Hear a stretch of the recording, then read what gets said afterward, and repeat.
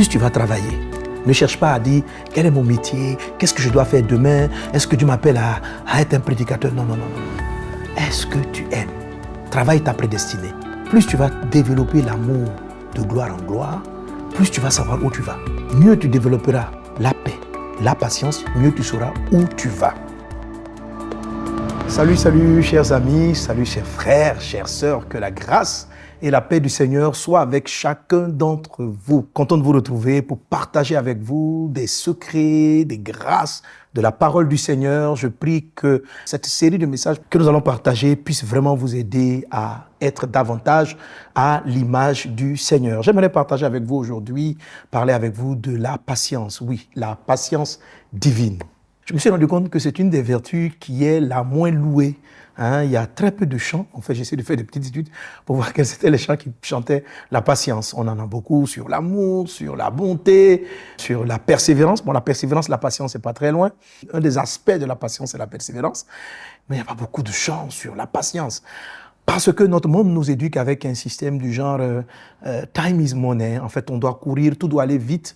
Tout doit aller vite. Donc la patience, en fait, même si elle est reconnue comme étant une vertu, progressivement, on essaie de s'en éloigner parce qu'elle ressemble à perdre du temps, à gaspiller du temps. Mais c'est une erreur fatale, c'est une erreur dramatique qui est à la base de beaucoup de drames conjugaux, de beaucoup de problèmes d'éducation, de beaucoup de frustrations dans la vie. Je t'assure que beaucoup de tes frustrations sont causées sans te rendre compte par de l'impatience.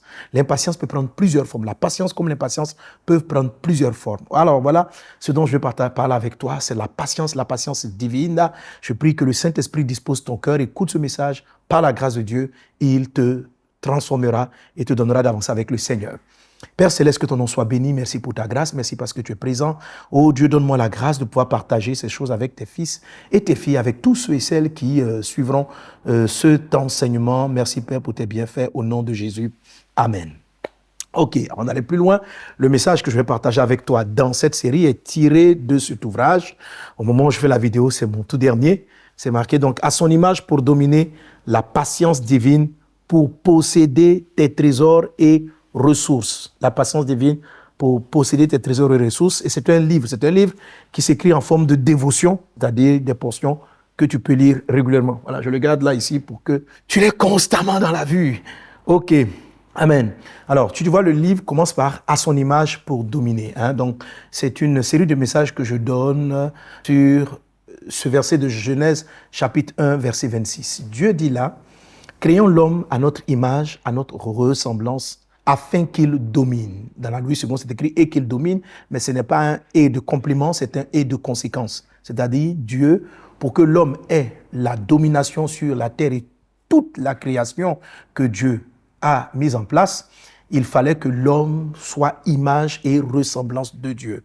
Donc, si Dieu ne n'avait pas donné à l'être humain son image et sa ressemblance, l'être humain aurait été comme les autres espèces animales, c'est-à-dire vivant sa vie, mais sans pouvoir ascendant sur toute la création.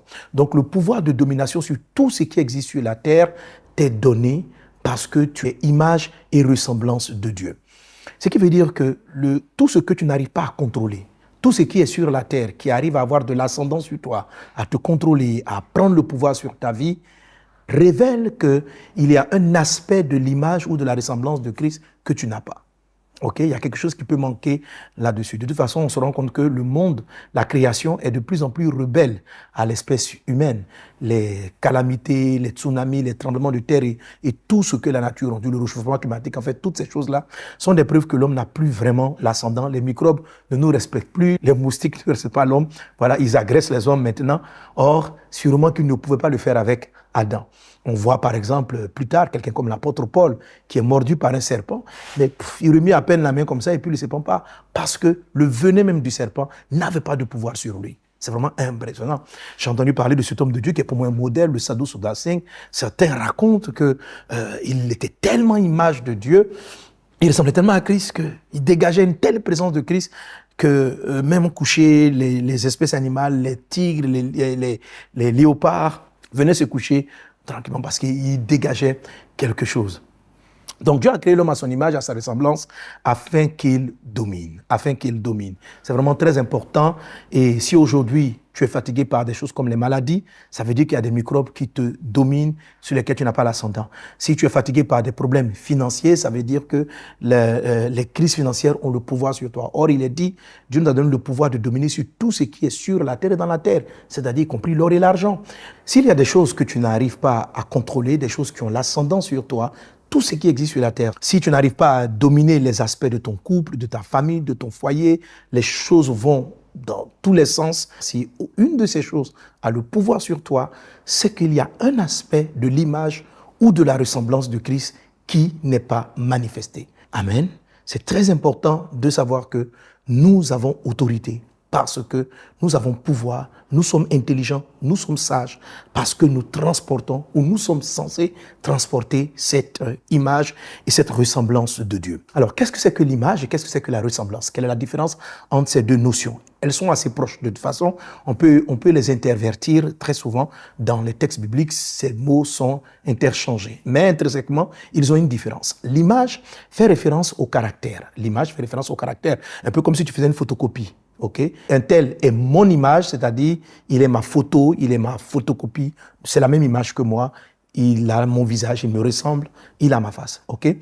Et maintenant, Dieu nous a créés à sa ressemblance. La ressemblance fait partie donc de l'action. Agir comme Dieu. Alors, si on dit Dieu nous a créés à son image, c'est-à-dire que les traits caractéristiques de Dieu ont été donnés à l'espèce humaine et à sa ressemblance, ça veut dire l'homme fait comme Dieu.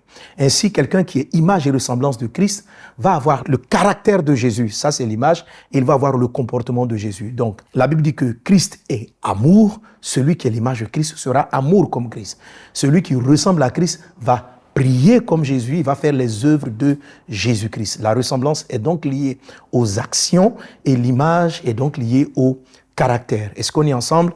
Voilà, je pense que tu saisis. Donc, Dieu nous a créés à son image, c'est-à-dire avec le même caractère, et à sa ressemblance, c'est-à-dire avec la même façon d'agir, la même façon d'être. Ça, c'est vraiment important. L'image et le caractère sont des choses qui sont très importantes. L'homme les a perdues, nous sommes éloignés de Dieu, et nous avons perdu donc l'image de Dieu. On n'a pas le caractère de Dieu, l'homme a perdu la bonté de Dieu, l'homme a perdu la patience de Dieu, l'homme a perdu le cœur de Dieu, l'attitude de Dieu, et l'homme a aussi perdu la vie, la façon dont Dieu opère, la manière dont Christ opère. Jésus-Christ est revenu afin que nous puissions nous réconcilier avec ses œuvres-là. Faire comme Christ, être comme Christ et faire comme Christ. Amen. Donc, image, c'est être comme. Ressemblance, c'est faire comme. Image, être comme. Ressemblance, c'est faire comme. Dieu t'a créé pour que tu sois comme lui et pour que tu fasses comme lui. Et c'est ainsi que tu as eu le pouvoir de dominer. Dans le livre de Romains, chapitre 8, versets 28-29, le Seigneur dit ceux qu'il a connus d'avance. Et il les a prédestinés à être selon l'image de Christ. Il a dit, nous savons du reste que toute chose concourt au bien de ceux qui aiment Dieu et de ceux qui sont appelés selon son dessein. Verset 29, car ceux qu'il a connus d'avance, il les a aussi prédestinés à être semblables à l'image de son Fils. Amen. Ceux qu'il a connus d'avance, il les a aussi prédestinés à être l'image de son Fils. Alors, le passage dont il est question, Romains chapitre 8, verset 28, etc., parle des enfants de Dieu, parle du fait que nous avons été choisis avant même d'être formés dans le sein de notre mère. Jérémie chapitre 1, verset 10, etc. Il dit, je te connaissais. Donc, toi, en tant que serviteur de toi qui m'écoute, Dieu te connaissait d'avance. Il t'a conçu d'avance avant que tu ne sois formé, tu ne prennes la forme dans le sein de tes parents, dans le sein de ta mère. Alors, Dieu dit qu'il y a des gens qu'il a vraiment choisis. Et certainement que si tu m'écoutes, tu es un choix de Dieu. Alors, il dit que ceux qu'il a connus d'avance, il les a prédestinés à être l'image de son Fils. On est toujours dans la notion d'image, à être l'image de son Fils. Il les a prédestinés. Alors, qu'est-ce que c'est que la prédestinée? La prédestinée, ça veut dire ce qui précède la destinée. C'est le mot qui précède la destinée. La majorité des personnes, des chrétiens, des croyants, et même dans le monde, est à la recherche de leur destinée. Ça veut dire, je suis destiné à quoi? Dieu m'appelle à faire quoi? Qu'est-ce que je dois réaliser? Voici un ensemble de questions que les personnes posent. On se pose constamment la question, est-ce que je suis appelé à être infirmier, sage-femme, pasteur, prophète? Quel est mon appel? Quelle est mon orientation? Mais étrangement, vous ne verrez pas clairement dans la parole de Dieu, où Dieu nous donne notre destination, notre destinée. Par contre, ce passage-là nous donne un élément majeur. C'est qu'il dit, on nous présente qu'est-ce que c'est que notre prédestinée. C'est-à-dire, pas notre destinée, mais ce qui précède la destinée. Amen. Un peu comme l'école préscolaire, donc avant d'entrer dans l'école, il y a ce qui précède. Qu'est-ce que je dois faire avant? Dieu ne veut pas que tu te soucies de ta destinée, mais plutôt que tu cours après ta prédestinée. Si ta prédestinée, tu l'as saisie, ta destinée va se dévoiler naturellement. Donc, ta destinée doit être précédée par quelque chose. Donc, Dieu ne nous dit pas, ceux qu'il a connus d'avance, il les a destinés à être l'image de son Fils, mais il les a prédestinés. Être l'image de Christ, c'est une étape vers notre destinée. Amen. Autrement dit, celui qui travaille à devenir comme Christ, à être image de Christ, se prépare en même temps à entrer dans sa destinée parce qu'il acquiert les bases. Donc, retiens ceci. L'image te permet de dominer tout ce que tu ne contrôles pas sur la terre. 2, l'image, être à l'image, te permet d'avancer vers ta destinée en te donnant l'étape qui précède, c'est-à-dire la prédestinée qui est être à l'image de Christ. 2 Corinthiens chapitre 3, verset 18 nous dit « Nous tous qui le visage découvert, contemplons le Seigneur, nous sommes transformés en la même image de gloire en gloire. » Autrement dit, la quête de l'image, de ce que l'homme a perdu lorsqu'il a péché, cette image qui va te donner ta destinée, la quête de l'image se fait d'étape en étape, de gloire en gloire. 2 Corinthiens 3, 18. Nous tous qui le visage découvert, contemplons le Seigneur, nous sommes transformés en la même image de gloire en gloire. Amen. Alors, c'est quoi prédestiné à être image de Christ? C'est quoi l'image de Christ? Être comme Christ. La Bible nous dit que Jésus-Christ est amour. Donc celui qui est comme Christ, Christ n'est pas un être physique, il est spirituel. Jésus a vécu physiquement, mais il s'agit d'un être spirituel. Il ne s'agit pas d'avoir le nez, les yeux de Jésus. Ce n'est pas là cette photocopie, mais d'avoir l'amour de Jésus. Christ est amour. La foi, c'est ressembler. Ce n'est pas l'image. Christ n'est pas foi. Il manifeste la foi. Il opère dans la foi. Donc, celui qui opère dans la foi ressemble à Christ. Mais celui qui est amour est image de Christ. Est-ce qu'on est ensemble? Alléluia, c'est vraiment très important de saisir cette notion.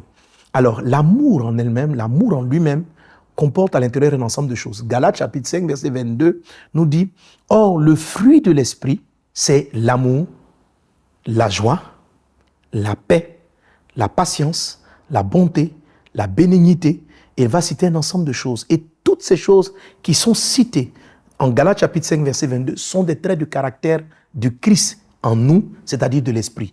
Autrement dit, quand tu es né de nouveau, il y a une vie en toi qui te transforme progressivement à être l'image de Christ. Autrement dit encore, plus tu vas travailler à aimer comme Jésus est, à être amour comme Christ est, tu vas rencontrer ta prédestinée et tu connaîtras ta destinée.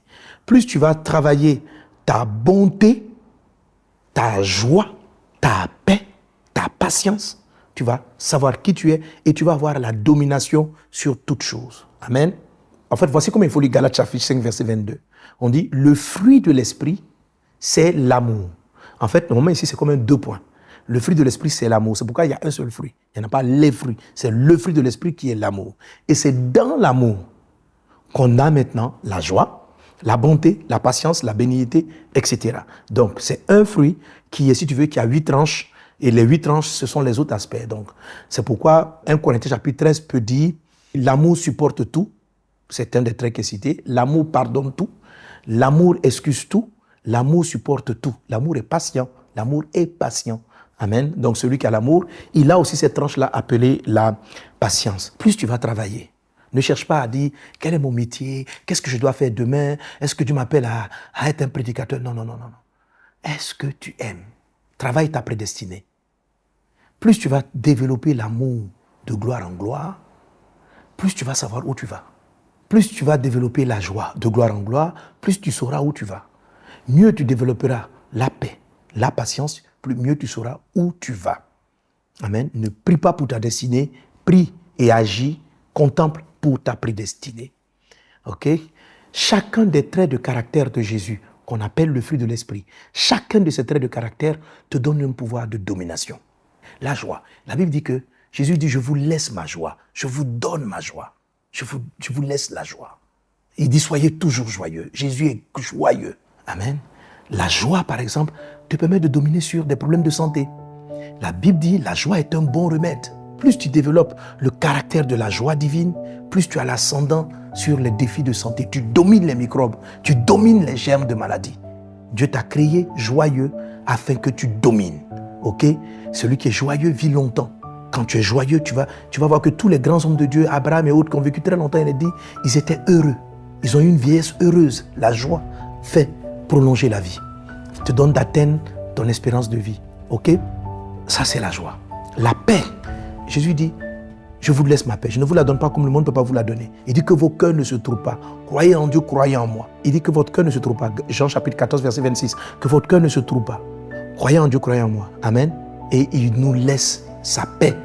La paix de Jésus permet de dominer le stress. Notre monde est oppressant, stressant. On est tous stressés. Celui qui développe la paix va dominer la pression. Parce que dans le monde, il y a toujours des sollicitations, l'oppression, la pression, etc. Si tu développes le caractère de la paix de Dieu, tu as l'ascendant sur tous ces aspects-là. La paix de Dieu permet au miracle de Dieu d'intervenir dans ta vie. Il est dit dans le livre d'Ésaïe, c'est dans le calme, c'est dans la tranquillité, c'est dans la paix que sera votre salut, que sera votre repos.